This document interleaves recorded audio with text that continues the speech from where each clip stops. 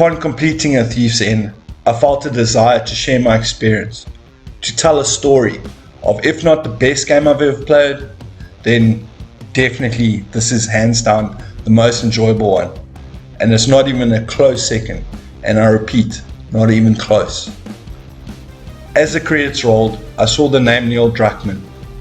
He managed to produce a game that forever will be one of my favorite gaming experiences. And let's be reminded, forever is a damn long time. It also immediately elicited a thought, a train of thought. In an instant, it made me appreciate Uncharted so much more. Here's a game written and crafted so beautifully and lovingly for no one other than the fans. And the reason I bring up Neil Druckmann is simple. Why? If you have the ability to deliver such a pure, unadulterated slice of joy, why?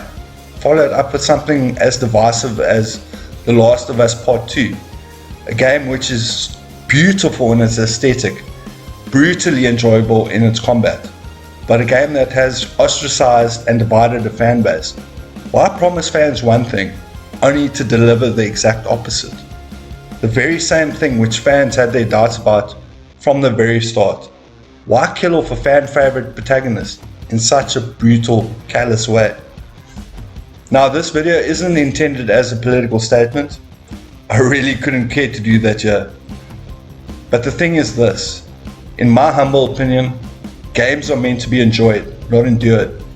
And this leads me to the following conclusion. Honestly, I didn't enjoy Uncharted. Quite frankly, I loved it, from start to finish and then some. And that is the point of this video.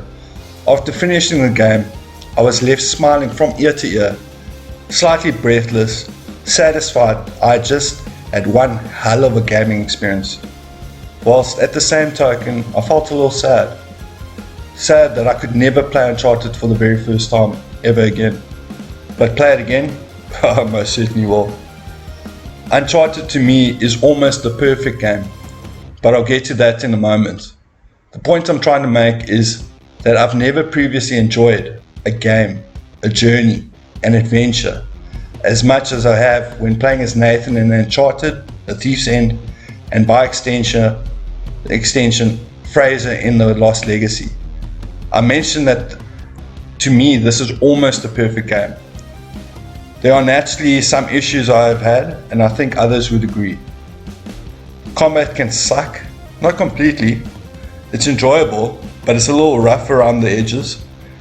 Gunplay leaves a lot to be desired. It's a little spray and pray, mostly. But then again, this isn't a game about a mercenary, but rather an adventurer. So I can live with that. Another complaint would be that the movement is sluggish as all hell. Why can't I choose when Nathan can sprint as opposed to jog? Why does the game provide a stupidly slow walking button, yet there isn't a sprint button? Pretty strange. Also in combat, I find myself stuck to the wrong side of a ridge when wanting to take cover, which can be rather counterintuitive, especially when trying to avoid incoming bullets, but then just end up being a sponge for them. Comical at times, but mostly annoying other times. But that is the extent of my cons. The pros outweigh the cons sevenfold. Set pieces are brilliant, the best in any game I've ever played so far. If I could describe them in one word, spectacular. The puzzles are fun, not simple, yet definitely not too challenging. There is hardly a moment to be bored or mentally check out, as the constant use of companions and fun banter keeps you interested throughout. The back and forth between Nathan and Sam is great, and I'd argue even better between Fraser and Nadine. The visuals are breathtakingly beautiful, gorgeous, stunning, out of this world. You take your pick of an adjective and boy does it fit beautifully. Some of the most jaw-droppingly scenic parts of the world, from Panama to Scotland, then Madagascar, Indonesia, Malaysia, and finally settles in India. This game takes you places, and it is one hell of a ride. Nathan feels like an Indiana Jones type, Fraser feels like a Lara Croft type, but with a personality, cocky and sarcastic, surprisingly charming and welcome.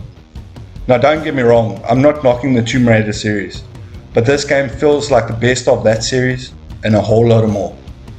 Just when you think the game has shown you all that it has to show, at that very moment it goes so much further.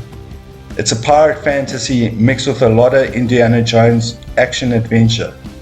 This game brought the little kid out of me, like no other game has before or ever will for that matter. It's almost like the Goonies got their act together and went on an Indiana Jones adventure. Well done guys, you've made it.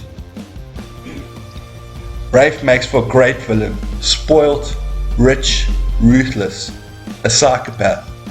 He has some similar traits to Nathan, but none of the humanity. Instantly unlikable, and his eventual demise was oh so satisfying.